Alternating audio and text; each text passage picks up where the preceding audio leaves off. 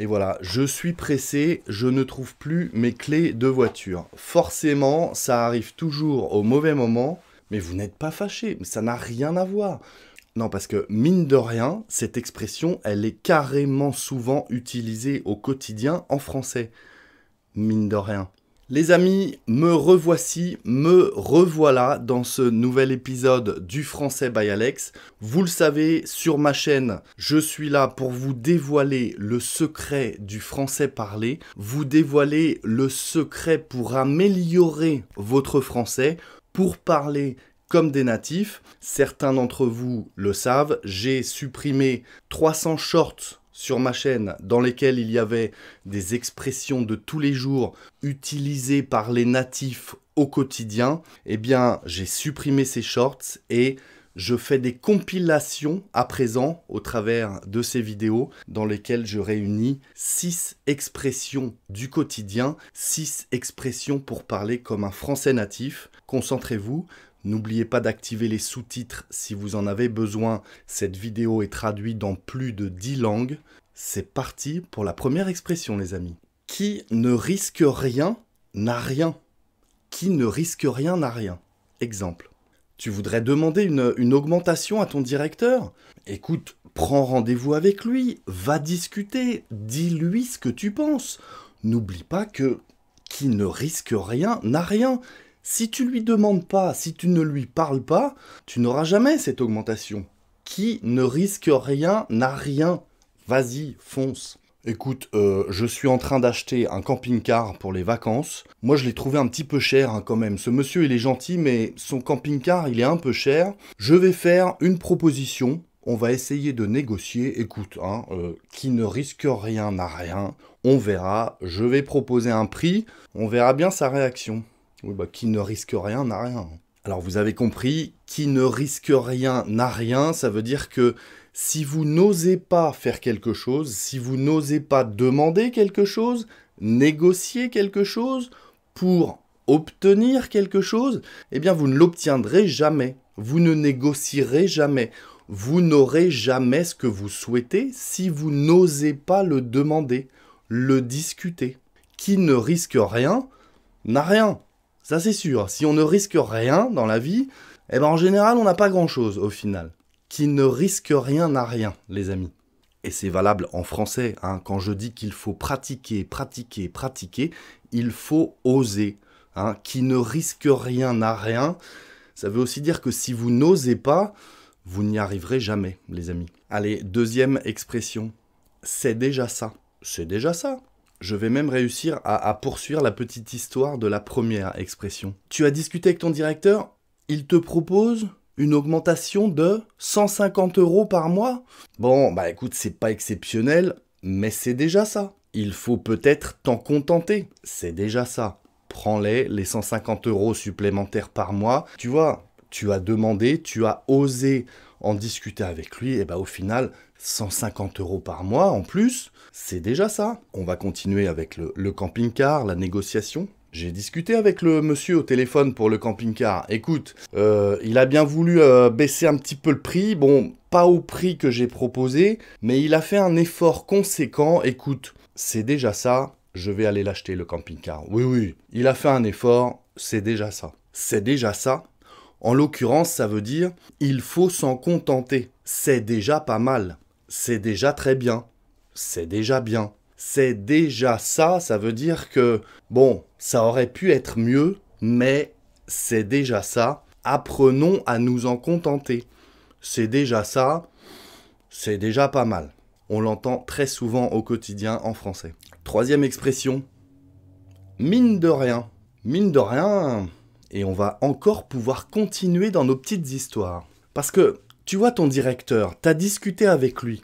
Il t'a accordé cette petite augmentation. Mais mine de rien, il a remarqué que, voilà, tu n'étais pas contente au départ. Tu es allé discuter avec lui.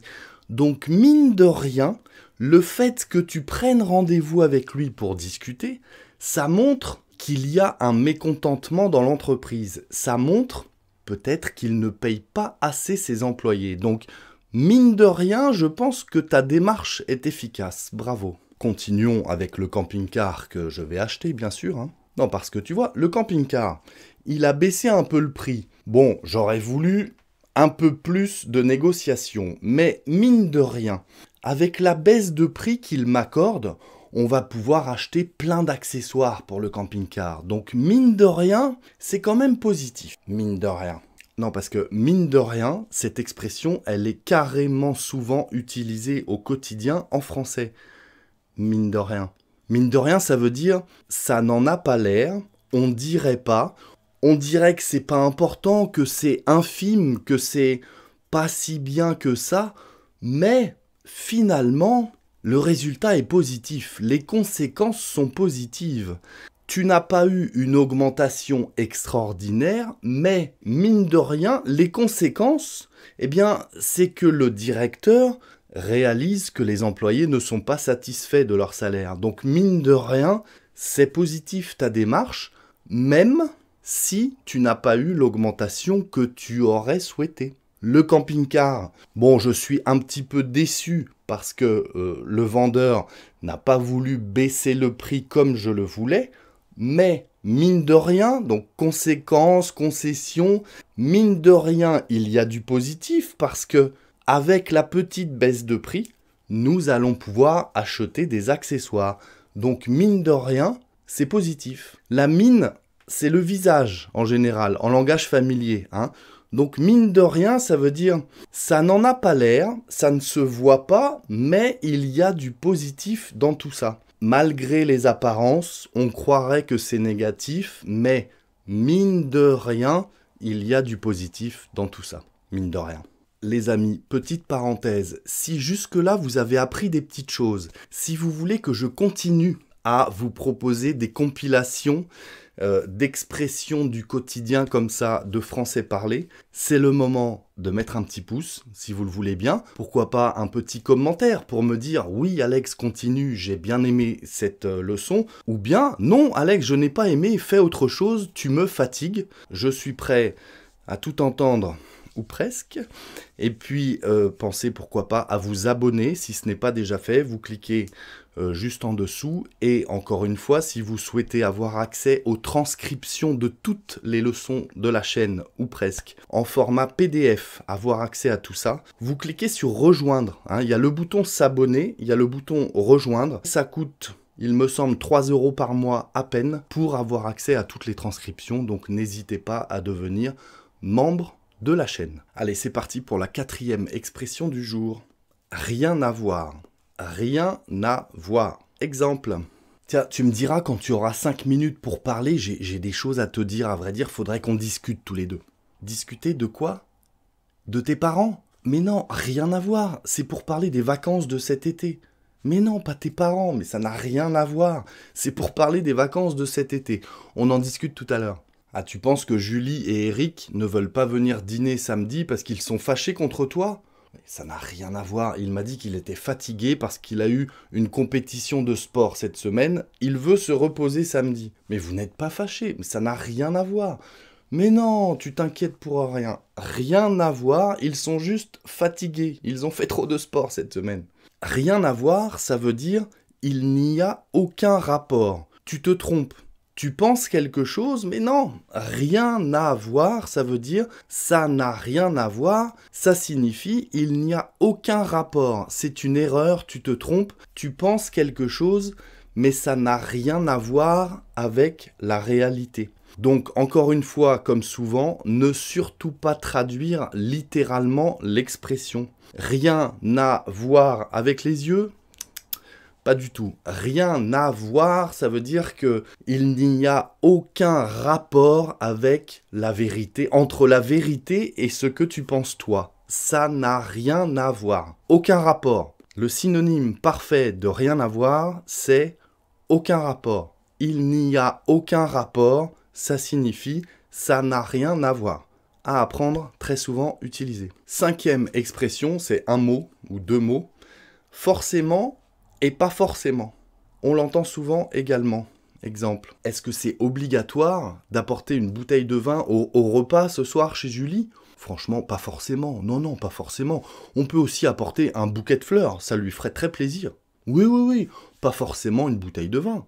Et voilà, je suis pressé, je ne trouve plus mes clés de voiture. Forcément, ça arrive toujours au mauvais moment. J'ai aucune idée d'où sont mes clés et je dois partir dans 2 minutes. Forcément, ça arrive toujours au mauvais moment, ça. Hein. Alors, pas forcément, ça signifie pas obligatoirement. Est-ce qu'il faut apporter une bouteille de vin? Non, pas forcément, pas obligatoirement, pas nécessairement. Ils sont synonymes, les trois. Ça veut dire qu'il y a d'autres options, d'autres possibilités. Pas forcément, ça veut dire pas nécessairement ou pas obligatoirement. En revanche, si je dis forcément, c'est en français parlé utilisé de manière ironique. Et ça veut dire évidemment. Vous savez que l'ironie en français, c'est très souvent utilisé. Ça mériterait une vidéo à ce sujet d'ailleurs. Si je dis évidemment, je suis pressé et je ne trouve pas mes clés de voiture pour partir. Évidemment, on dit aussi forcément. Forcément, j'aurais dû m'en douter, je suis pressé et je ne trouve pas mes clés de voiture. Forcément, ça arrive toujours au mauvais moment. Évidemment, c'était sûr et certain, c'est toujours comme ça. C'est de l'ironie. Parce que ce n'est pas une évidence, hein. Ce n'est pas, entre guillemets, obligatoire de perdre ses clés à chaque fois au mauvais moment quand on est pressé. C'est de l'ironie. Forcément, j'aurais dû m'en douter. J'ai perdu mes clés alors que je suis très pressé. Forcément, le destin en a décidé autrement. Le destin a décidé de m'embêter. Forcément. Allez, 6e et dernière expression du jour, très souvent utilisée en français, le fameux « si jamais ». Si jamais. Tiens, quand tu rentres du boulot tout à l'heure, si jamais tu passes devant une boulangerie, est-ce que tu peux ramener du pain? On n'en a plus, je crois. Si jamais. Écoute, pas de problème. Si jamais j'en entends parler, je te tiendrai au courant. Tu as ma parole. Si jamais on m'en parle, je te transmettrai. Tu seras le premier au courant. Si jamais. Si jamais, ça veut dire au cas où. Dans le cas où, tout simplement.